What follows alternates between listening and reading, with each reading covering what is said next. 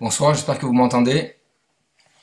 Ce soir, nous allons parler d'un sujet qui affecte chacun d'entre nous, qui a été mis en place grâce au Misral Ezrat Shluchim. On les en remercie. C'est une excellente initiative et probablement qu'il y en aura d'autres encore qui vont suivre après celle-là. Nous sommes ce soir touchés, honorés d'avoir le Rav Yosef Shagalov qui se joint à nous. En tant que shliach du Rabbi, c'est l'un d'entre nous. En tant que père d'adolescents, sur ce sujet, c'est aussi l'un d'entre nous. En tant que psychologue expérimenté, confronté à des problèmes au quotidien ou à ce genre de problèmes au quotidien, il va probablement nous offrir ses conseils et des moyens de gérer cela et pouvoir réussir avec chacun, avec ses enfants.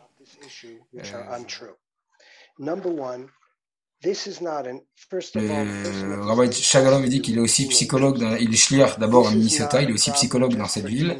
50% de son temps, aujourd'hui, il le gère avec les enfants de notre communauté et 50% avec les citoyens de la ville qui ont différentes difficultés, anxiété, troubles, désordres psychologiques. Et un des grands sujets, c'est Internet. Et il constate aussi que ces dernières années, même si Internet prend de plus en plus d'ampleur dans la vie de chacun d'entre nous et ça cause un souci, il y a aussi une prise de conscience de la part du public qui est aussi beaucoup plus importante que ce qu'il y avait auparavant. Il va souligner quelques points importants, en tout cas il développe ça en 5 points. Premièrement, il dit on a tendance à penser que c'est le problème des adolescents, voire des enfants, c'est surtout probablement aussi notre problème à nous adultes. Il n'y a pas que les enfants qui ne savent pas gérer ça, nous aussi adultes on a cette difficulté-là à gérer. Ça ne concerne pas uniquement le monde fromm, mais c'est tous les environnements qui sont touchés, comme il a dit tout à l'heure, 50% du monde fromm, c'est son temps, il consacre son temps à ça, mais il y a aussi 50% d'un monde pas fromm, voire pas juif tout court. On est tous confrontés à ces difficultés-là. La deuxième chose, il dit, ça n'existe pas, on peut rien faire. Il y a des solutions. Il y a des moyens de pouvoir régler ce problème-là. On peut pas baisser les bras, on peut pas démissionner de cette mission qui est extrêmement importante. Troisièmement, il dit, on a tendance à penser que c'est aussi les enfants qui sont touchés. Il dit, les enfants sont touchés, les garçons sont touchés, les filles sont touchées, les adultes sont touchés, parfois les couples, il y a même des couples qui divorcent. À cause de ça, le pourcentage de divorce, il peut monter à 15% par cette cause-là. Après, il y a les autres qui dépendent d'autres causes. Et il dit pour la plupart des gens, ils pensent aussi que c'est uniquement dans un monde où Internet peut être à la maison. Alors il dit 70% des Bachorim qui sont dans les yeshivot ont déjà été confrontés à ça. Et 50% des adultes du monde fromm sont confrontés aussi à ça. Et donc démissionner, c'est pas la solution. Et on a des moyens pour les régler et il va les aborder. L'intérêt qu'il y a quand on va sur Internet, ou plutôt l'intérêt d'avoir un ami, c'est la connexion. La connexion, c'est important. On va traduire ça en français plutôt la relation. On a besoin de relation, on a besoin de communication, on a besoin d'échange. C'est pour ça qu'on cherche à avoir des amis. L'ami ne réagit pas toujours au quart de tour. La nécessité qu'on ressent, qu'on peut ressentir lorsqu'on parle de technologie, c'est qu'on a l'impression d'être connecté. Mais en fait, on n'est pas vraiment connecté. C'est juste une impression que nous le sommes. Quand un enfant il a un smartphone, ou lorsqu'on est devant un site internet, on devient indépendant parce qu'en permanence il réagit. Il suffit de prendre par exemple, on fait un jeu ou un sondage. Il se terminera quasi automatiquement avec à la fin que tu as gagné avec des applaudissements. Donc il répond immédiatement à l'envie ou au désir qu'on a. Il donne de la satisfaction à l'enfant parce que c'est le seul qui va lui répondre. En fait, ce qu'il est en train de dire, c'est que l'enfant va chercher quelque chose qu'il va pouvoir avoir à travers l'outil Internet, à travers la nouvelle technologie, très souvent parce qu'à la maison, il n'a pas ça. L'encouragement qu'il va avoir avec la technologie, la réponse qu'on va lui donner, très souvent à la maison parce qu'on est occupé, parce qu'on travaille, parce qu'on donne des shiurim, ou parce qu'on est pris par différentes choses, ou on ne sait peut-être parfois même pas communiquer, et ben on se retrouve dans une situation où ce que nous on n'a pas donné à l'enfant, et ben l'enfant il va le récupérer ailleurs. Et qu'est-ce qu'il y a de plus facile pour lui que d'aller devant un téléphone portable, de se connecter à Google, ou sur Facebook, ou sur tous les réseaux sociaux, ou autre chose, et de trouver du plaisir, et avoir quelqu'un ou quelque chose qui lui donne du répondant immédiatement. En fait, Il dit c'est pas uniquement une difficulté que nous on constate à la maison. Les créateurs de l'outil en sont conscients aussi. Il a cité le nom d'un Justin Rosenstein qui faisait partie des créateurs de Facebook. Il dit il a démissionné et lui-même a interdit à ses enfants d'utiliser ces outils-là. En fait, ceux qui sont derrière ça, c'est des gens qui sont extrêmement intelligents et qui ont mis toute l'intelligence au service pour nous rendre dépendants. Comment faire en sorte que nous soyons des bons clients à un bon produit que eux vont créer. Le produit en soi, il n'est pas bon, mais il te donne l'impression qu'il est bon et il te donne un plaisir qui est quasi immédiat.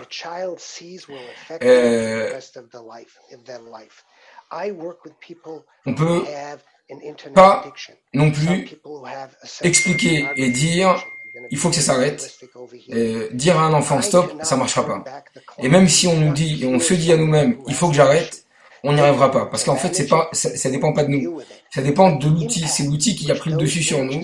On est devenu un petit peu ses esclaves, on est plutôt assujetti à l'outil, et c'est plus l'outil qui est à notre service.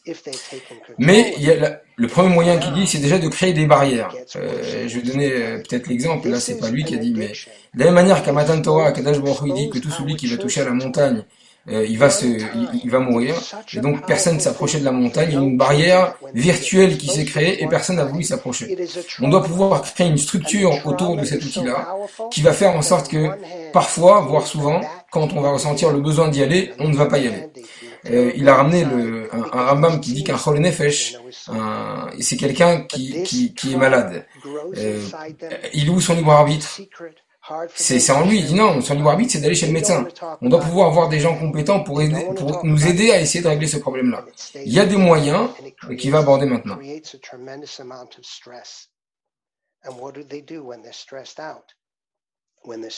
Ok. Il dit pour la plupart d'entre nous, les problèmes d'Internet, on pense que c'est les images. Alors il a parlé effectivement d'images.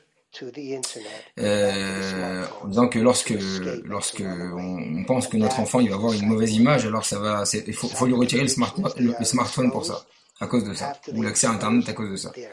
Il dit le problème c'est qu'on a peut-être retiré l'appareil, mais on n'a pas retiré l'image.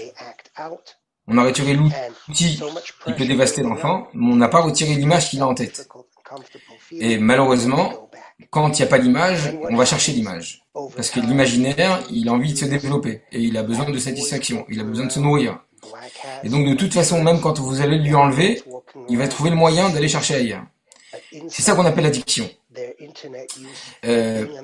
C'est quoi le problème? C'est que l'enfant qui va voir quelque chose de pas correct sur Internet pour la première fois de sa vie, d'abord, il n'a pas à qui parler.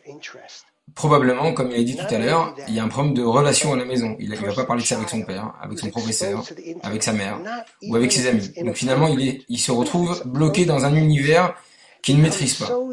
Et donc il est plein de regrets. Donc ça lui crée en lui du stress. Comment il va combler le stress? Comment il va essayer d'endormir ce stress-là ou de le noyer? Eh ben, il n'a pas beaucoup de moyens, si ce n'est que de retourner vers ça. Et il va une deuxième fois, et une troisième fois, et petit à petit, il en devient affecté. Et ça devient un cercle vicieux où en fait la solution à cet enfant-là pour gommer l'image d'hier, c'est de prendre une nouvelle image qui va coller à celle-là et qui est pas meilleure, qui est pire que celle d'hier. Et petit à petit, il s'enfonce dans un environnement sur lequel il va petit à petit s'isoler du monde qui l'entoure. Il va arrêter de parler avec les gens, ou il va peu parler avec eux.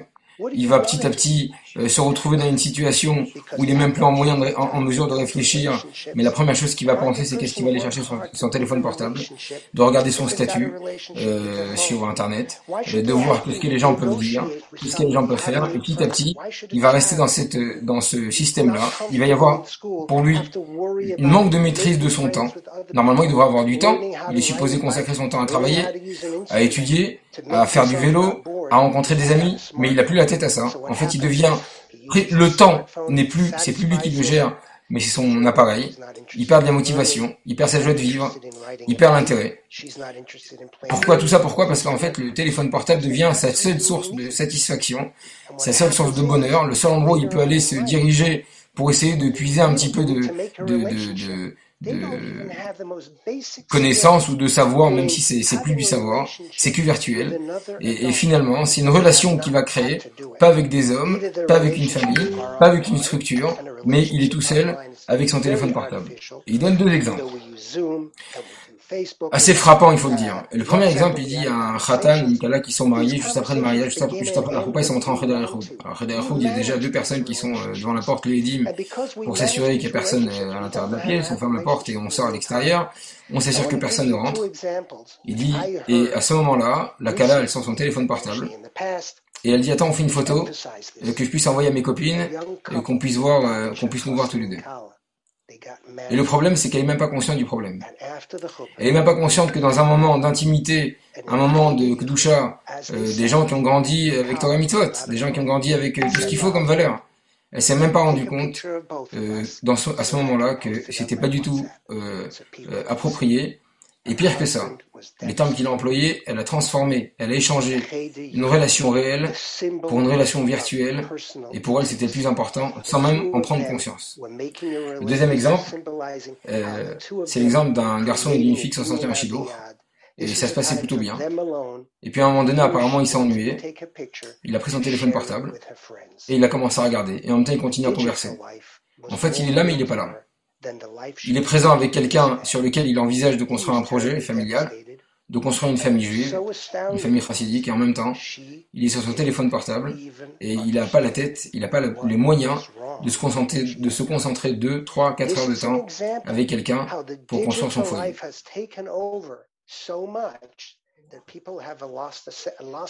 Bon, il a expliqué comme quoi que la relation qu'on a avec notre téléphone portable, ou que l'enfant a avec son téléphone portable, ça équivaut à un mariage. Alors il dit dans le corps de chacun d'entre nous, il y a ce qu'on appelle une hormone qui s'appelle l'oxytocine, si je ne me trompe pas. Et l'oxytocine, en fait, c'est une hormone que le corps développe, et on peut appeler ça un lien affectif. Ça existe dans les couples. Lorsque quelqu'un rencontre une femme qui se marie avec, qu'on appelle l'oxytocine qui est là. Lorsqu'une femme l'accouche, dans le lait, il y a ce qu'on appelle l'oxytocine qui va permettre à l'enfant de se lier avec sa mère. Et en fait, à chaque fois qu'il y a du plaisir, cette hormone-là, elle se développe, elle se révèle, et elle prend le dessus. Ce qui veut dire que lorsqu'un enfant ou une personne, elle a son téléphone portable, à partir du moment où elle en tire du plaisir de cette chose-là, eh ben, elle devient mariée avec elle, et tu peux faire ce que tu as envie, tu peux tout tenter, essayer de lui enlever, c'est comme essayer de lui arracher une partie de lui-même. C'est comme la séparation qu'il y aura entre un enfant et un parent. Quand vous allez vous retrouver, quand on se retrouve face à un enfant qui on a envie de prendre les téléphones portables, on va avoir des fois des réactions qui sont très agressives, et on ne reconnaît pas l'enfant. Ou on se reconnaît pas. Et on va penser en fait que c'est l'enfant qui réagit comme ça. Et il dit en fait c'est pas l'enfant. Il y a derrière lui, il faut pas juste regarder l'image de la personne, il faut regarder l'image physiologique qui est derrière elle. Et physiologiquement, il y a quelqu'un d'autre qui parle, ou quelque chose d'autre qui parle, qui s'appelle l'hormone, l'ocytocine, et elle est en train de parler, et c'est elle qui prend le dessus. Et pour expliquer ça, il a pris une expérimentation qui a été faite avec des souris de quelqu'un qui a élevé des souris, et à qui on a donné de l'oxytocine, en plus grande dose apparemment, et au bout de quelques temps, lui qui avait un rapport avec ses hamsters ou ses souris qui était assez affectif, parce qu'il était avec eux depuis qu'ils étaient tout petits, donc il le connaissait, au moment où il met sa main pour essayer de les séparer, il s'est rendu compte qu'il y a eu une grande, enfin c'est dans l'étude, hein, il s'est rendu compte qu'il y a eu beaucoup d'agressivité, on a essayé de le mordre et de le griffer, etc. C'est-à-dire qu'il ne faut pas penser que c'est l'enfant qui est comme ça, mais c'est ce qui se dégage de lui qui fait qu'il réagit de cette manière-là. On est souvent confronté à des enfants qu'on travaille dans le milieu scolaire ou lorsqu'on est avec nos enfants à la maison, et on va vouloir leur interdire quelque chose, à partir du moment où cette chose-là leur procure du plaisir, eh ben, c'est vous qui vous mettez entre la chose, le plaisir, ce que lui considère comme du plaisir, et lui-même. Et par conséquent, la réaction, elle devient agressive et on ne reconnaît plus l'enfant.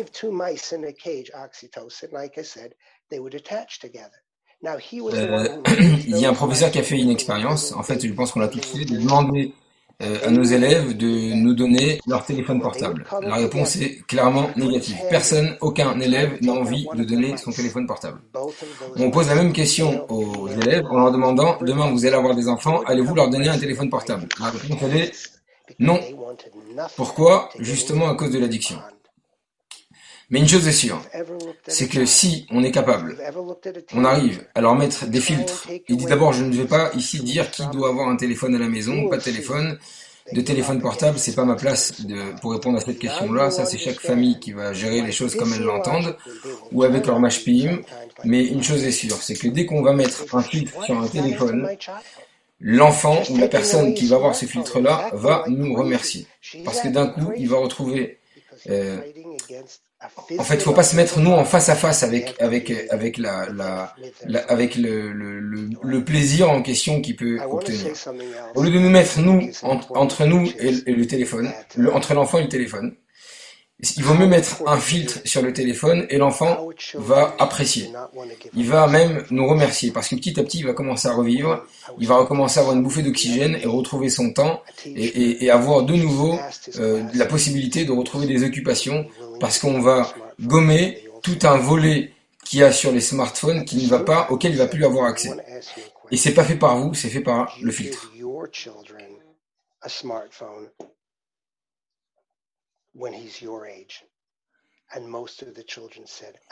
Tout d'abord, il dit, je vais pas aider ici les enfants qui ont déjà été touchés par ce syndrome. On n'est pas en mesure de résoudre ces problèmes-là en conférence d'une heure de temps.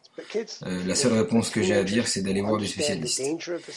Ce que ces enfants-là auxquels ils sont confrontés aujourd'hui, ce qui se passe dans leur esprit, on ne pourra pas le régler maintenant, mais il n'y a pas le choix que de prendre les devants et d'aller voir des gens spécialisés qui peuvent gérer ces choses-là. Ensuite, il y a 2 temps, il y a Sourmera va Setov. Sourmera, c'est comment enlever le mal, c'est-à-dire, l'exemple, c'est de mettre des filtres. Il dit le problème du filtre, ou en tout cas la solution qu'est le filtre, n'est pas une solution juive. Tout le monde l'a compris. Tous comment on appelle ça, les opérateurs téléphoniques en ont. Si vous allez sur n'importe quelle compagnie aux États-Unis, mais on pourrait parler en France aussi, il y a des logiciels qui permettent de bloquer, il y a des logiciels qui permettent de couper la connexion à Internet à la maison, entre telle heure et telle heure, on peut les gérer. On peut aussi tout couper s'il faut, mais en tout cas, chacun, il a les moyens de pouvoir mettre des filtres, et c'est pas ce qui manque comme moyen. Il y a des filtres juifs, et des filtres pas seulement juifs. Ça fait très longtemps déjà que c'est sur le marché. Il faut s'en intéresser et aller chercher les moyens de protéger nos enfants. Après, il a répété une phrase à plusieurs reprises, ils disent que le problème de faire du mal, le Yetzer Hara, il a toujours été là, et il sera là. Il était avant les smartphones, il sera là après les smartphones. C'est pas un problème de Yetzer Hara. Le Yetzer Hara a toujours été là, le Yetzer Hara sera toujours là. C'est comment on le gère, et comment on va pouvoir mettre des distances avec lui. Le problème est que, avant, quand quelqu'un, il était froum, il vivait dans une communauté, ou même en dehors, il fallait sortir de son environnement pour être en contact avec quelque chose de négatif. Parce que généralement, les environnements étaient protégés. À partir du moment où les gens devaient faire la démarche d'aller ailleurs pour aller faire quelque chose de pas bien, alors on y réfléchissait à 2 fois, et donc finalement, pas tout le monde était touché, et ceux qui étaient touchés, c'était assez minime.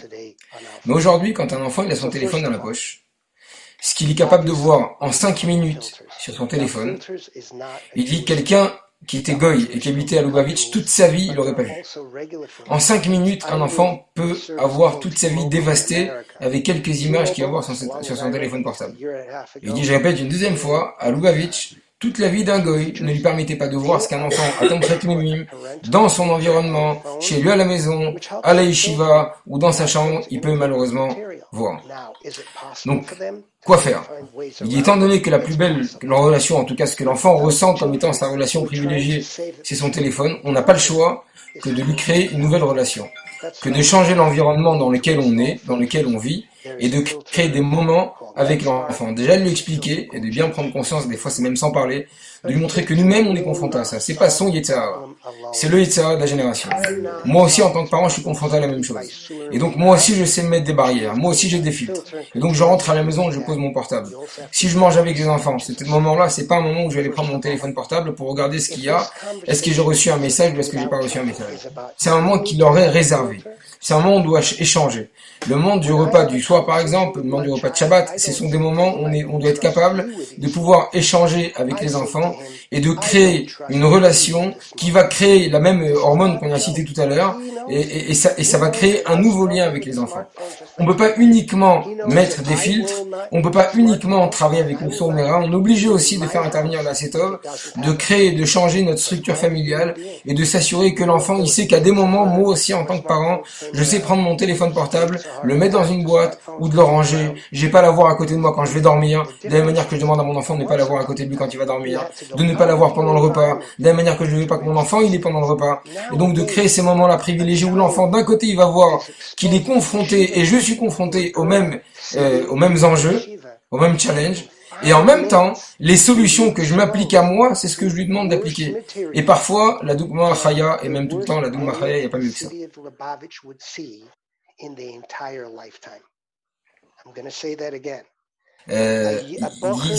faut juste imaginer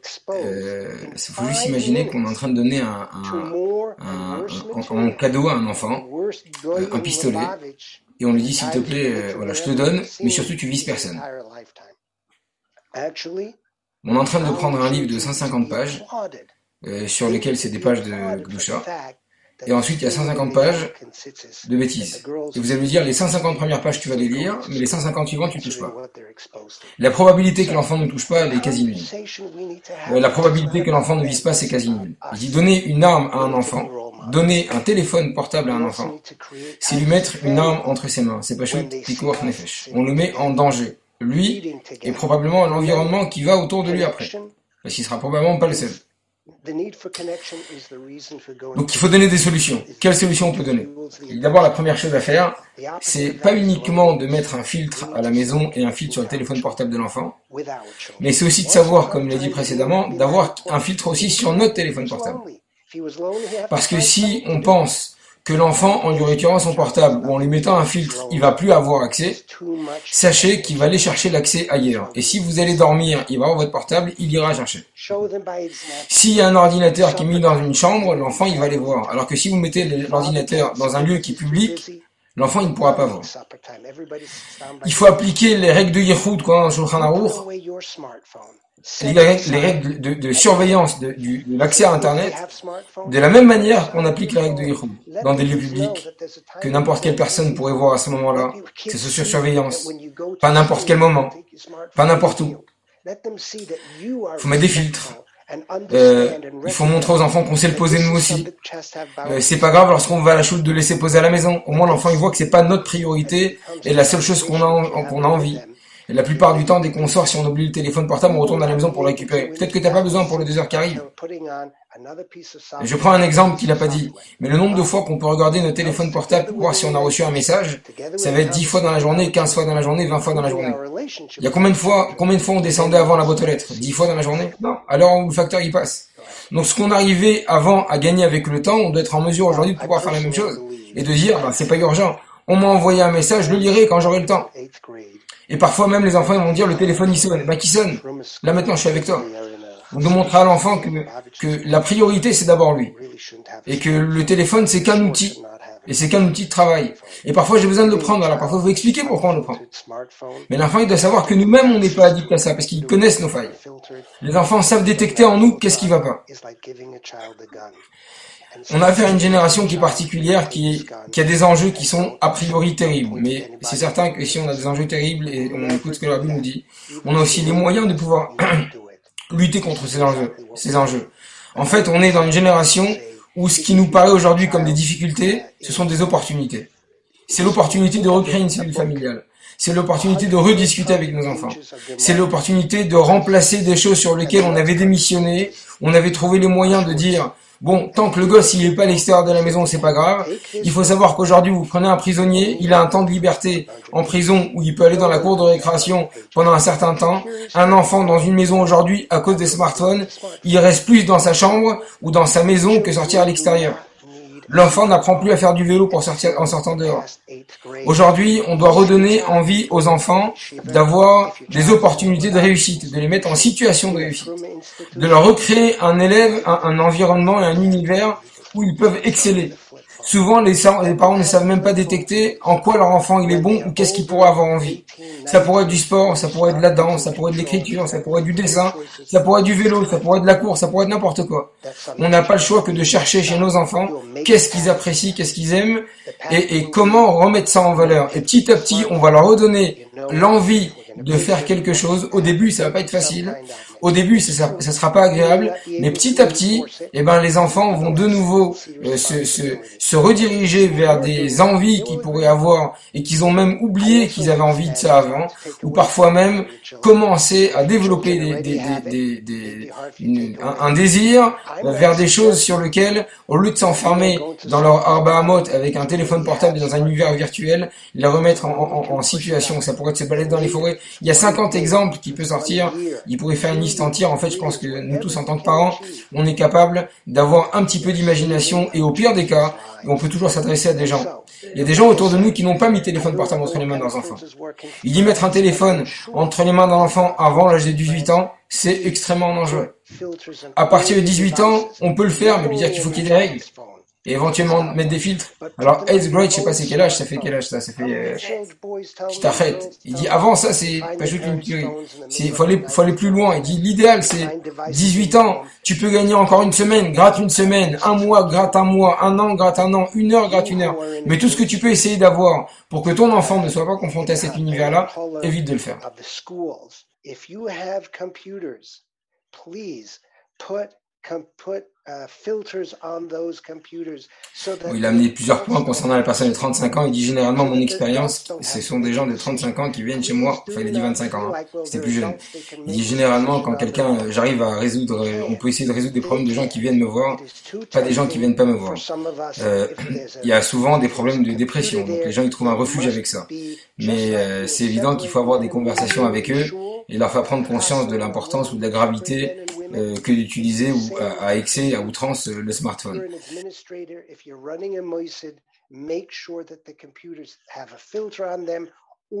Quand l'addiction elle est trop importante, est-ce qu'il vous besoin de voir un psychologue? Donc il a dit, parfois on peut juste parler avec la personne, mais souvent on va se rendre compte que la personne elle est déjà trop dépendante de l'outil, et donc finalement on va voir qu'on n'a pas suffisamment d'impact. Alors il y a d'autres choses qui sont cachées derrière ça. C'est quand la vie elle était prise par le portable, ou en tout cas par cette addiction-là. Il y a besoin de parler avec quelqu'un, parfois un match peut suffire, parfois il faut aller plus loin. Mais ça doit être aussi une démarche qui doit venir d'eux-mêmes et les encourager à avoir cette démarche-là. Make sure you leave your smartphones at home when you go to school and things like that, or if you need them. Dans la famille où il y a 5 enfants, une fratrie de 5 enfants et le petit dernier il s'ennuie, il dit d'abord il faut lui expliquer que il y a un âge pour chaque chose et que lui il a pas l'âge donc il a pas à avoir. De la même manière qu'il n'irait pas acheter de l'alcool ou une arme ou n'importe quoi. Et ça n'empêche pas qu'il faut aussi parler avec les grands frères et sœurs d'être un modèle à la maison et qu'il y a des choses qu'on peut pas faire.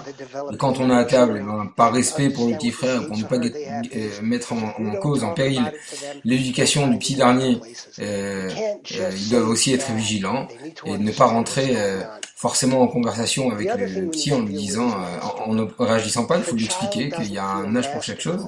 Et encore une fois, il y a deux côtés. Il y a dire à l'enfant de ce qu'il faut pas faire et parler aux autres de qu'est-ce qu'ils doivent faire eux. Children can feel mastery by being academic. Pour répondre à la question de comment faire quand on a notre seul enfant, notre enfant c'est le seul qui n'a pas de téléphone portable. Il a dit qu'hier il a fait une conférence, je crois que c'était à New York, et il expliquait qu'il a rencontré un groupe de parents qui ont décidé ensemble de signer une charte, et sur cette charte-là ils s'engageaient à ce que leurs enfants n'aient pas de portable. Et en échange, ils s'engageaient à créer des voyages, des sorties pour leurs enfants. Et finalement, au lieu de les priver de quelque chose, ils leur ont donné la fierté d'autre chose. Ils ont remplacé un désir par un autre désir, c'est-à-dire l'envie d'être dépendant de cet outil-là, et ils ont donné un autre moyen aux enfants d'avoir une fierté que de ne pas ressembler à tous les autres. que d'être un peu différent. Je sais pas si je peux ajouter, mais nos enfants, toute notre vie, ils vivent dans un environnement qui n'est pas le leur. Et toute notre vie, on leur explique que quand on va dans un magasin comme Auchan, et ben, on n'achète pas n'importe quel bonbon, et ils posent pas la question pourquoi ils pourraient pas. Je pense que c'est parce que ce sont des choses qu'on ne parle pas seulement, mais qu'on vit vraiment à la maison, et qu'on va pas voir le père ou la mère en acheter. Il y a beaucoup de sujets comme ça sur lesquels, à la maison, on n'a pas besoin de faire du chinour. Les choses sont ancrées parce que le modèle de famille, il est autour de ça. La vie juive et la vie de Chassidim, en plus, elle vit autour de ça. Et se retrouver aujourd'hui avec ces sujets-là, c'est vraiment une prise de conscience. En même temps, je réponds à quelqu'un qui dit comment faire, et je vais poser la question au Rav. Il y a une partie sur laquelle il dit cette question elle est difficile à répondre parce que tout dépend du contexte et du comment et du pourquoi. Mais la question il faut peut-être se la poser un peu différemment, à savoir comment on en arrive là. Qu'est-ce qui fait que pour pouvoir se détendre, ou qu'elle fait pour pouvoir se détendre, c'est pas qu'une question qui s'applique aux hommes et aux femmes aussi, que pour pouvoir se détendre il a besoin de prendre son téléphone portable. Est-ce qu'à la maison on n'est pas en mesure de créer une autre forme d'environnement? Pourquoi j'ai l'impression finalement que son téléphone portable est plus important que ma personne? Et donc c'est des conversations qu'on est supposé avoir et peut-être même définir un temps pour pouvoir, si ça c'est une manière de s'évader, il peut y avoir ce moment de s'évader, mais peut-être mettre la condition pas dans la chambre, ou en tout cas pas à ce moment-là. Donc de définir des temps et surtout essayer de comprendre le pourquoi on en est là. Ça peut être du fait de beaucoup de travail et peut-être d'autres raisons encore. C'est un sujet sur lequel il faut vraiment discuter et comprendre que c'est pas uniquement enlever le portable, c'est qu'on revient à ce qu'on disait tout à l'heure avec les enfants, c'est pas uniquement de priver quelqu'un de son téléphone portable ou de le faire entrer ici, c'est de quelle manière on va pouvoir combler ce moment là où la personne pense que il est en train de s'évader. En fait, il y a peut-être d'autres moyens de le faire et c'est là-dessus qu'il faut en parler.